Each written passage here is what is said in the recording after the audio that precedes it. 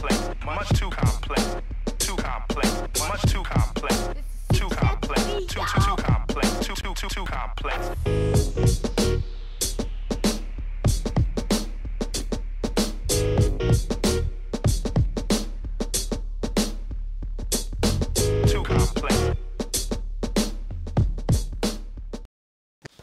Good afternoon. My name is James K. Holder II. Some of you may know me as Sir James II, and I'd like to welcome you back to Not on My Watch. If you're watching, today is actually Thursday, October 26th, 2017, and I'd like to wish a very happy and special 70th birthday to Madam Secretary Hillary Diane Rodham Clinton.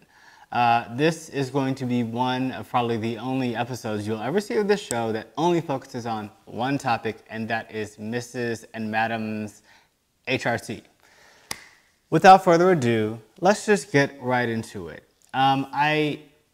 We're coming up on a year since the 2016 election results, and I think many of us have focused time on every aspect of what created that energy in our current state in our country, and not enough of us have taken the time to really give a proper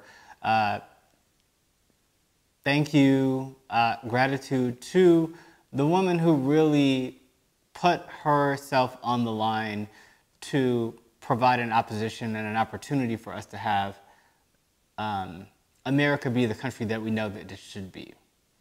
So let's start with the first of alls. And first of all, I want to thank you, Ms. Clinton, for being the first of all. I want to thank you for being the first student commencement speaker at Wellesley College. I want to thank you for being the first lady, the first lady to run for a political office. I want to thank you for being the first partner at the Rose Law Firm in Arkansas. While you were there, I want to thank you for creating effectively, single-handedly, their maternity leave program, which didn't exist before you, imagine. I want to thank you for being the first female senator from the great state of New York. I want to thank you for being the first woman to earn the nomination of a major political party to run for the President of the United States. That was not an easy path for you, obviously. I want to thank you for just putting yourself out there, not once but twice, to make that a part of your historic journey and the legacy of our country. Of course, there were many women who ran for president before you. There were some women who ran for president beside you. And some shall remain nameless, but of course we want to thank the late, great Shirley Chisholm for all the things that she had done in her efforts and her historic race and attempt to be one of the first female presidents of the United States, and also black president of the United States. Those things don't go undone, but I want to thank you for embracing within your campaign a celebration around those facts, not shying away from the obvious, not shying away from what was actually unstated but clearly needed to be restated for the sake of American history and the understanding of what we're capable of doing in this country if we choose to be greater than what our media portrays us as or tells us we should be finding as important or focused on. I want to thank you for the 2 times you served in those positions. Twice serving as First Lady, twice serving as the Senator from the state of New York. I want to thank you for running, again, to be the President of the United States twice, because sometimes you can't get it all done in the first go-round, but you made considerable progress, and that's important to acknowledge. I want to thank you for beating Donald Trump by 3 million votes. I want to thank you for beating Bernie Sanders by 4 million votes. In 1995, I want to thank you for uttering those 5 classic words, women's rights are human rights, at the UN meeting in China. And I want to thank you for repeating them in reverse, that human rights are women's rights. In that pink suit and that little flip Bob, reminiscent of Florence Henderson in The Brady Bunch. More the Brady Bunch movie, which is a parody on Florence Henderson's character. But that's neither here nor there. The impact that your words have had, as bold as they were, sometimes, it's very easy for us to look back 22 years and say, oh, well, she was just saying what was on her mind. At that time, that comment, those statements were incredibly controversial. They were very bold. They were very forthright. They were very difficult for some people to understand or process, and yet you managed the courage from your position to make those statements. And I think that sometimes when you don't get credit for that, or when people don't acknowledge the impact of your words, that's a loss for many. For number 6, I want to thank you for the 6 years you served as the first woman senator from the state of New York. We've only had really a handful of senators over the course of the history of this country and our government. And so you serving as the first one from a huge state like New York is a big deal. It's also a big deal that your immediate successor was Kirsten Gillibrand, who is now a dominating force in progressive politics and the movement for not only women's rights, but also just progressive rights and other issues along with the resistance. We've really seen her step up as a leader, and that's following in your example that you set forth from that position. So thank you for opening that door. Thank you for being the first to shatter that glass ceiling. I think we want to sometimes say that, oh, you didn't make it to that highest, hardest glass ceiling, so nothing else counts. But it's all steps along a ladder, and you've built that for others to traverse. You've made a way where there was no way. You've shown and illuminated a path where there wasn't one before. So I just want to thank you for doing that. I want to thank you that as you were serving in that position, you were at the forefront of making sure that health was covered and that the families of the victims and also the first responders of the 9/11 attacks, which were obviously a galvanizing moment in American history, were provided for and taken care of, that you made that a priority, that you made that a focus of what you did as a senator. And it wasn't in line with what you expected to have to do. You didn't campaign on being a supporter for 9/11 families. And yet when that situation arose, you rose to the task right along with it. And so I want to thank you for that.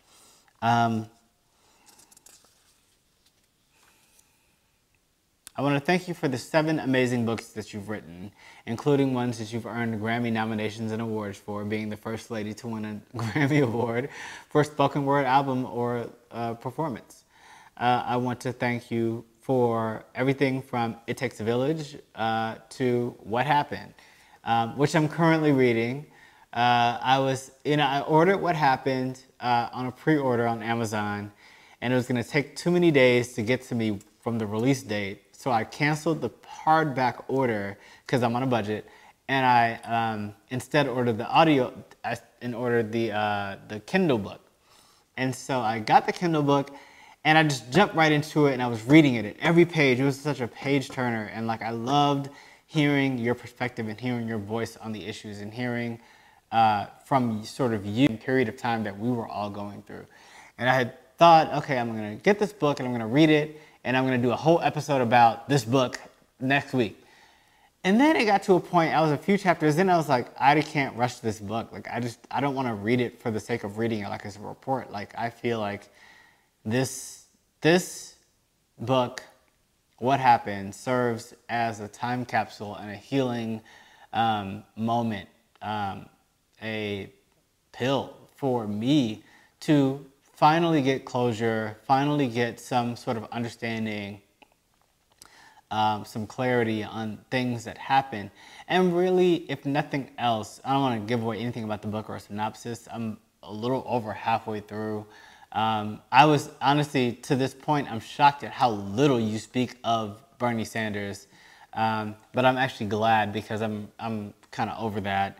You speak very little of Donald Trump, and I'm glad about that because I've never really acknowledged that this person is in the position that he's in. I want to thank you for just discussing your experiences from your own point of view and what it's like and what your expectations were and which ones weren't met and which ones were. I want to thank you for acknowledging some of the places where things could have been different in your campaign that might have led to a different result, but also for holding to account people in our media who ultimately dropped the ball. And I just want to thank you for just being clear and direct on everything that I've read so far in that particular book. I want to thank you for the 8 years you served as First Lady, despite all the bullshit that this country put you through, all the bullshit that your husband, God bless him, put you through, skanks put you through. You know, you went through a lot of hairstyles, you went through a lot of outfits, you pushed through some legislation. Some was great, some was good, some was okay, some had lasting negative effects. And I thank you for just sort of acknowledging all of that. I want to thank you for not giving up despite having the door slammed in your face for all those years. I want to thank you for making it a point to focus on women and children in your time. I want to thank you for making it a point to focus on bringing the discussion of HIV and AIDS to the forefront. I want to thank you for discussing, along with that, the need to be a First Lady that was proactive in the LGBT movement and appearing as the first Lady to walk in a gay rights parade or a pride parade. We in this country are still trying to gain an understanding of what it means to be on the right side of history. From someone who has experienced 7 decades, it should be expected that the tides have turned on many issues. Some might have been less obvious then in real time, and some are very glaring and clear now. But I just want to thank you for, at any point in time, whatever was on your mind, whatever your conviction was, that you focused on that and you worked through it. And I want to thank you for listening to others. I want to thank you for the 9 million children that your children's health insurance program insures every year in the United States, or at least that it did up until the point that our GOP-led Congress allowed the funding to lapse within the last month. No doubt that it was some political motivation because this is a program that was started by you. I want to thank you for focusing on bringing that program to a reality from your position, despite the fact that your efforts to have universal health care be the law of the land when you were First Lady were not what you expected, that you were met with more resistance than you might have expected. So I want to thank you for not giving up in that. I don't have a 10 in that list, and I don't have time to go up to 70. I could probably, if I took the time, I could probably come up with like a 70s count up or down to celebrate your 70 years on the planet. And instead, I decided to stop at 10, but instead of stopping at 10, I'm going to stop at 11. And I want to give you a special shout out and thank you for enduring an 11-hour grueling witch hunt testimony that the GOP put you through these nonsense investigations over Benghazi and later what would become your emails and everything else that has ultimately led us to the point where we are now. You have served as a true example of resilience, brains, beauty, grace, forgiveness, and mercy, patience, endurance. You have shown an example of what it's like, not just for women, but also for men, to be decisive and also to go after what you want and to not be deterred by setbacks, to be focused on the ultimate goal, to be led by a particular conviction, whether it's spiritual, whether it's political, whether it's social, whether it's based on your beliefs rooted in children and the opportunities for children and women in this country. I just want to thank you for all of the years that you've dedicated to others And I want to thank you for doing so despite being discouraged at every step of the way and having every reason to have given up and having every reason to have not tried to make our country better for all of us. I just want to take this time to say thank you from the bottom of my heart, because your life has impacted my life. Your race in 2016 meant for me something very different than your race in 2008 meant. In 2008, obviously, I was overcome with joy and excitement about the potential of the first black president. I eagerly and enthusiastically supported Barack Obama, just like I did with you in 2016. But what changed in that span of time, and I don't even remember observing many things that I thought were distasteful about your campaign or your positions. I didn't really have anything against you or where you stood. Other than that, I just wanted Barack Obama to be the president. That's who I felt at that time. I was very excited to see you stop the roll call and nominate him by acclamation at the convention. I was very excited to see that you immediately got on the road and endorsed him in Unity, I guess, New Hampshire or wherever that was. I was very excited to see you work actively to bring your Pumas on board to support Barack Obama. I was very excited, probably more than anything else, to see that after all had been said and done and Barack Obama won, that you took him up on his offer and request to serve in his cabinet. And I thought that showed an amazing deal of strength and humility that many may not have given you credit for, that they had thought you had the ability to possess. And that's not a read. That's just saying, I have seen in the public how you have sort of grown into your own self, that you've come into your own, that you've embraced your successes and failures publicly, that you've embraced embarrassing moments publicly. And that is something that should be a testament to strength and fortitude for all Americans, male and female alike. I think that it is no surprise that you faced some of the difficulties that you did in the pursuit of serving under Barack Obama. I want to thank you for being such a champion and protector of his legacy in your candidacy in 2016. That, I think, more than anything, was very telling of your character, and that was something that made it very easy for me to support you early on, to articulate why I was supporting you, or even understand from my own perspective. But separate from that, I think your run in 2016 illustrated for me a picture of what I wanted the country that I live in and grew up in and was born in to be like. That it was a place that anyone could be themselves, that anyone could have the same opportunities, that anyone could win in this country. And it didn't matter what you were born with or what you looked like when you were born or what you had gotten done to yourself over the course of time since you lived on this earth. You could be a winner. You could be an achiever. You could be an accomplished person. You could be a servant. You could be a leader. And I think that was ultimately what I held to as you dealt with unprecedented sexism, that you, as a white person, dealt with unprecedented racism in trying to protect Barack Obama's legacy, that you dealt with misogyny, that you dealt with an incompetent media and incompetent competition, that you showed up prepared and were criticized for being over-prepared, that you, now you know it's traditional, I have to take a sip of coffee. It's scalding hot at this point. It's usually not this hot. So, that's why it took me so long to take a sip. Whew, jeez, okay. Your candidacy meant for me that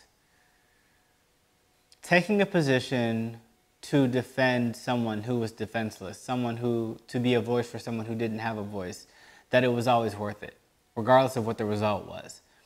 And in the time since the unfortunate election result, which, you know, some blame you, which I still don't understand, or some blame you solely, and I still don't understand. And I have had to come to grips with what this place is and the reality that it is not what the America we live in is not the American promise. And I think that's what you were trying to do. You were trying to bring about a change and a new American promise, a new understanding of what that meant for all of us. Something that wasn't just for white men who were straight and born with money and opportunity and able-bodied, and non-Muslim.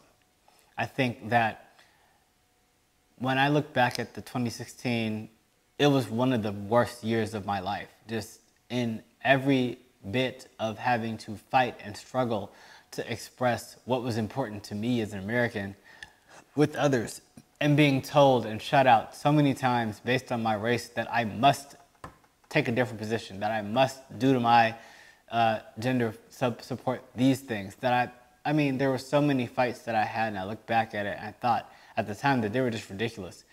And I didn't realize then that this is what women go through every single day, that this is what, other minorities go through every single day, that the challenges that we're facing in this country are not going away, and that we have to actively work to dismantle those barriers.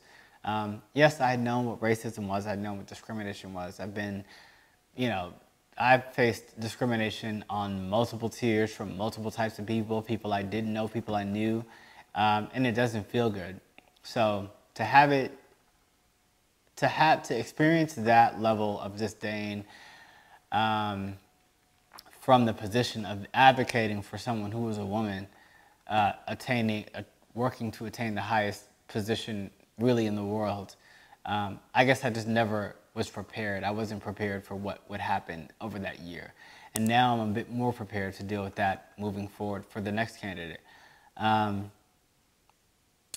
learned that sometimes the reward is in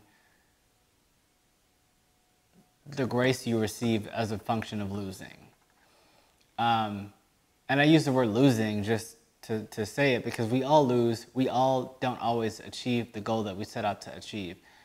But it's important to not give up. It's important to keep going.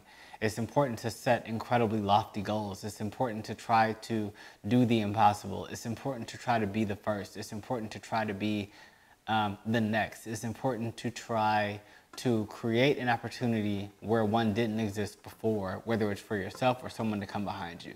So regardless of what your motivations were, regardless of what your ultimate goal was, regardless of what our country's gonna look like in 1 year or 2 years since you ran or 4 years, I want to say thank you because many of us learned a valuable lesson in 2016, and were it not for you, we would not have learned that lesson. Whatever your takeaways were or are, I'm still learning from your book. I thank you for sharing that information with us.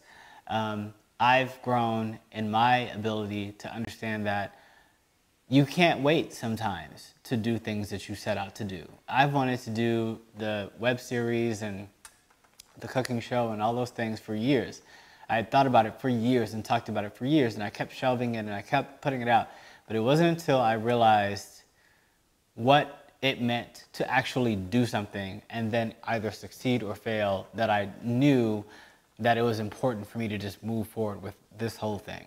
So I want to thank you because you have been an example of just grace and perseverance and motivation to me for as long as I can remember. My family moved back to this country in 1990. I remember in 1992, my second grade class did a school-wide vote for who should be the president of the United States. And it was kind of one of those things, like it was, obviously it was Bush, Perot, or Bill Clinton. And I remember knowing about you more than I knew about Bill. I remember knowing that your name was Hillary Rodham Clinton, and that meant something to me as a second grader. I remember learning about the Democratic Party through that school election, and our teacher, you know, God bless her, telling us sort of the basic premises between Democrats and Republicans and the fundamentals of our government. And that always stuck with me. And even throughout the years, I wasn't so politically engaged or monitoring it, but like your being the first lady and Bill Clinton being the president ultimately was my first sort of introduction to American politics. And it was something I followed, and I saw it. I saw how you reacted and responded under the spotlight of the Lewinsky scandal. And, you know, I always admired you for staying with your husband. You know, not everybody, some women for some reason who decided they weren't going to support you this year because you didn't divorce your husband 20 years before. I'll never really understand that decision, but that's what some people do. And so, in closing, I just want to say happy birthday, happy 70th birthday. I wish you many more. I'm glad that you get to spend your days as you choose and not have others choose for you. I'm glad you get the option to comment on things that you want to comment on and not comment on other things. I'm glad you get to spend time with Charlotte and Aiden and Chelsea and Bill and the dogs and everybody else that you want to spend time with. And shout out everyone else that you don't want to spend time with. And I just want to thank you for being yourself and showing others that they can be themselves and still be happy and still be successful and still persevere throughout all of the challenges that life may throw its way. So with that said, I will be taking the next week off of this show. We're going to do a big studio cleanup and not remodeling, but we're going to do some resetting around here and figure out and come back in November with new episodes of The Counter and also Not On My Watch. So look forward to that. I want to thank everyone who has supported this show so far. This is episode 10 in season 2 of Not On My Watch, which is really more like episode 35 overall because there were a few scratch episodes on both seasons. So I want to thank you all for watching. I want to thank you all for supporting. I want to thank you all for donating. I want to thank you all for sharing the episodes. I want to thank you all for listening to my rants about racism and misogyny and sexism and homophobia and everything else that has brought us perhaps closer together, maybe farther apart in the last year. I just want to thank you for giving me your ear for 30 minutes a week. With that, I want to thank our friend of the show. As always, if you'd like to become a friend of the show, you can make a donation to www.paypal.me/jkh2. That link is at the top of your screen. And without further ado, those friends are Debra C, Elizabeth C, Douglas A, Deborah G, Danielle M, Katrina K, Karen I, Jeb D, Barry G, and Nuria G. So thank you for everything. This has been one hell of a year. Since November 11th, 2017, November 9th, 2016, I just decided to give myself a year to process and deal with all that has transpired in this country. The greatest shock of our time. And so that time is coming to a close. And so I definitely want to take 2 weeks and really just, again, finish out processing that stuff, finish Hillary Clinton's book. If you haven't read it, I advise you to read it. It's really good. It gives a lot of information and clarity. And I want to then come back re-energized through a lens of something refreshed and with a bit of closure and understanding that our lives are as they are now, and we have to operate and function from a place of improving that situation from where we are. And that sometimes it's time to sort of close the door on the past and then look forward to the future, whatever that might bring. So, as always, I'd like to ask you to relax, relate, and resist. Thank you. Too complex, much too complex, too complex, much too complex, too complex, too complex, too complex.